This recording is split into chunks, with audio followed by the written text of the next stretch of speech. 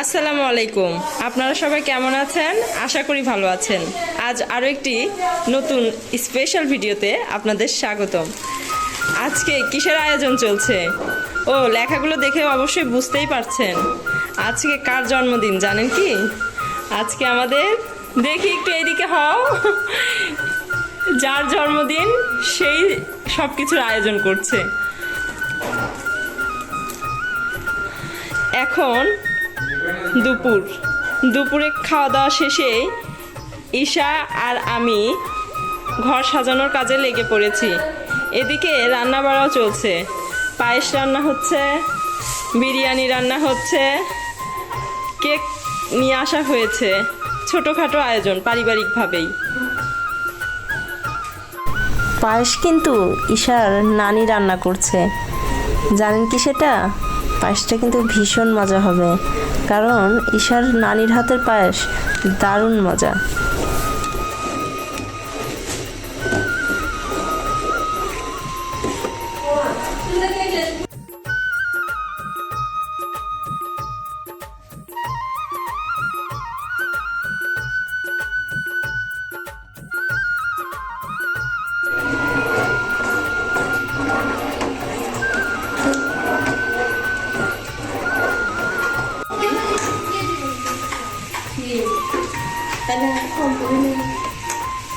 এদিকে সৈকতের ঘর সাজানোর কাজটা দেখে এগিয়ে যাচ্ছে।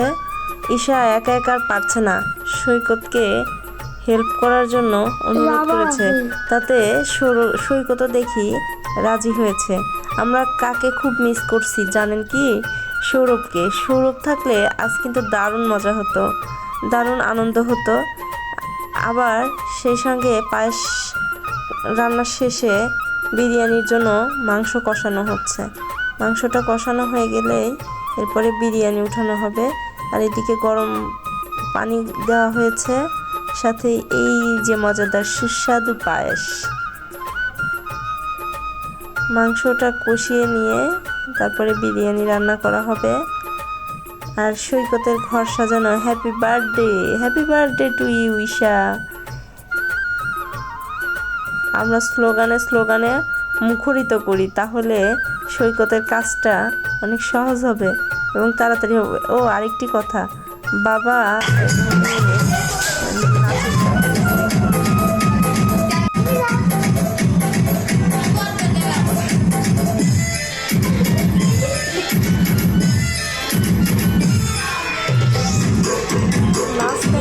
আমার মনে হয় দেখি একদম হাঁপিয়ে উঠেছে।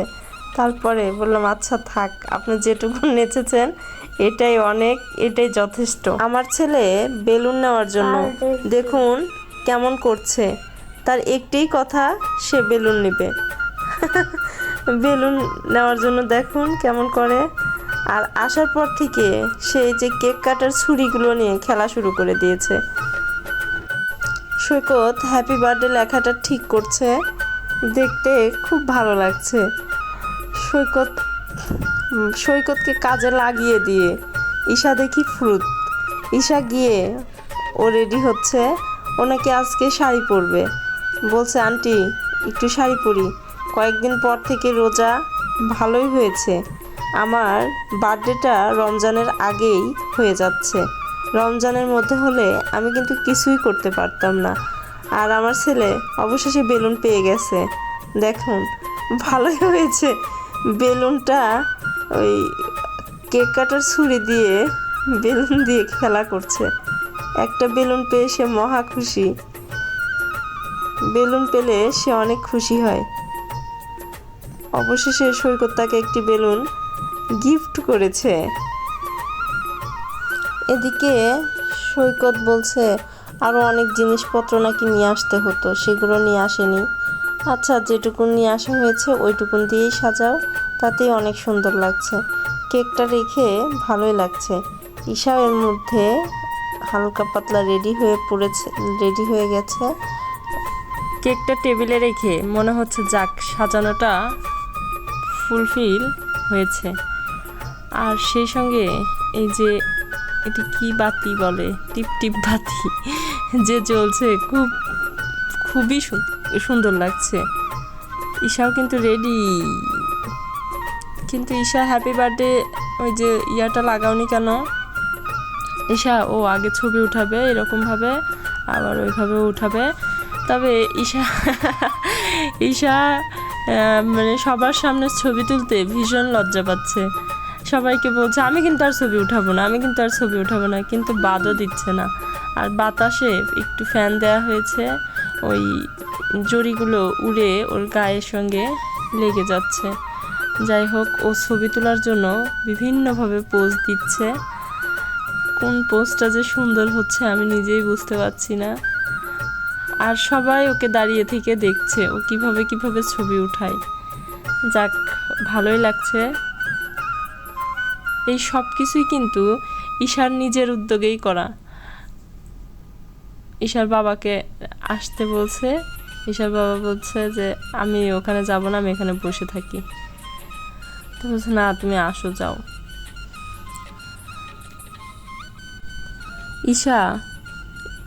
ঈশা যেদিন হয় সেদিন আমাদের পরিবারে ভীষণ আনন্দের জোয়ার বয়। কেননা আমাদের পরিবারে ওইভাবে কোনো মেয়ে সন্তানই ছিল না। আমার বোনেদের ভিতরে ঈশাই হচ্ছে প্রথম মেয়ে। আর মানে এই মেয়েকে পেয়ে আমরা যে কি খুশি হয়েছি সেটা আর বলার বাহিরে। আর ও দেখতে দেখতে এত বড় হয়ে গেছে কবে সেটা যেন বুঝতেই পারিনি। যখন এই বার্থডের উপরে ওর বয়সটা মানে লিখছে, আমি বলছি এটা কিসের জন্য? তো বলছে যে এটা আমার বয়স, আজ আমি এই বয়সে পদার্পণ করলাম। আমি তো শুনে অবাক হয়ে গেছি যে কি বলে এটা, এই সেদিন হলো যে ঈশা তার বয়স 18তে পদার্পণ করলো। এটা তো ভাবতেই অবাক। যাই হোক, আপনারা সবাই আমার ভাগ্নির জন্য দোয়া করবেন, সে যেন বড় হতে পারে, মানুষের মতো মানুষ হতে পারে, আল্লাহ যেন তাকে নেক হায়াত দান করে। এই আর কি। ও অনেক, আমার ছেলে ওর সঙ্গে খুব দুষ্টুমি করে। তারপরে ওকে সে বারবার বলছে আমারও বার্থডে আসবে, আমিও কিন্তু তোমার সঙ্গে তোমার চেয়ে বেশি কিছু করব, তোমাকে কেক দিব না, তোমাকে এটা করব না, সেটা করব না। ঈশা ওইসব শুনে হাসছে। আর এই যে আমার ভাগ্নির এই জিনিসটা লেখা দেখেই আমি এত অবাক হয়েছি। ঈশাকে বলছি না, অনেক তো সময় হলো, এখন কেকটা অন্তত কাটো, আমরা একটু খাওয়া দাওয়া করে বাসায় যাব। ঈশা বলছে না, কেক তো কাটলেই চলে যাবে, অতএব কেক কাটবো দেরিতে, কেক কাটার পরে বাসায় যাবে। আর ঈশাকে কিন্তু দেখতে অনেক মাশাল্লাহ অনেক সুন্দর লাগছে। নিজের মেয়ে দেখে বলছি না, আসলেই ঈশাকে মানে বাস্তবে দেখতে আমার কাছে বেশি সুন্দর লাগছে। ছবিতে মনে হয় না এতটা সুন্দর উঠছে। যাই হোক, আপনারা সবাই দোয়া করবেন আমার ভাগ্নির জন্য, সেই সঙ্গে আমার ছেলের জন্য। ওরা যেন দীর্ঘজীবী হয়, আল্লাহ যেন ওদেরকে নেক হায়াত দান করে।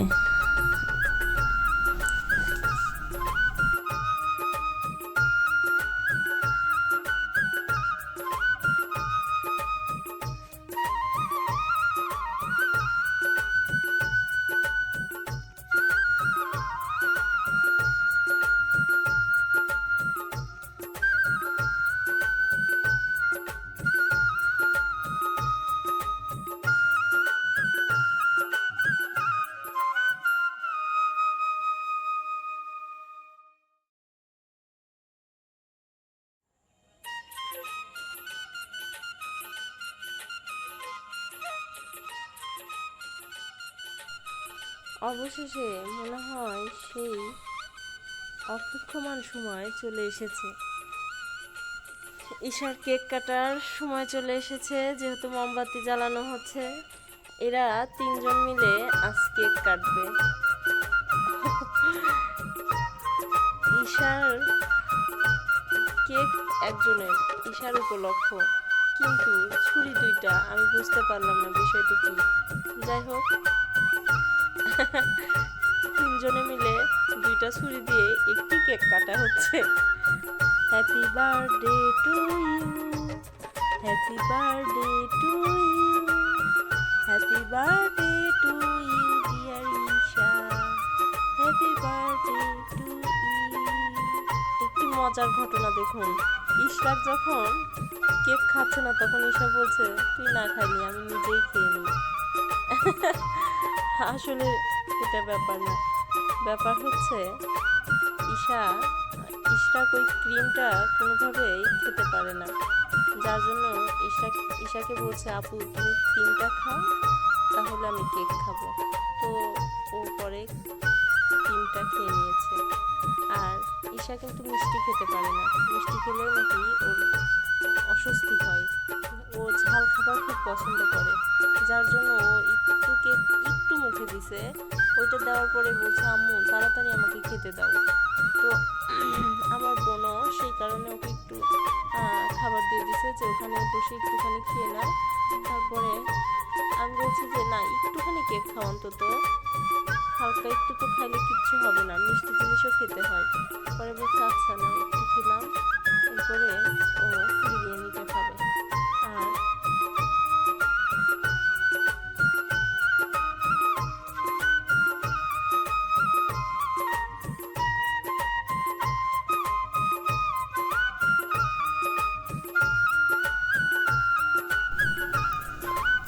আচ্ছা, আজ এ পর্যন্তই।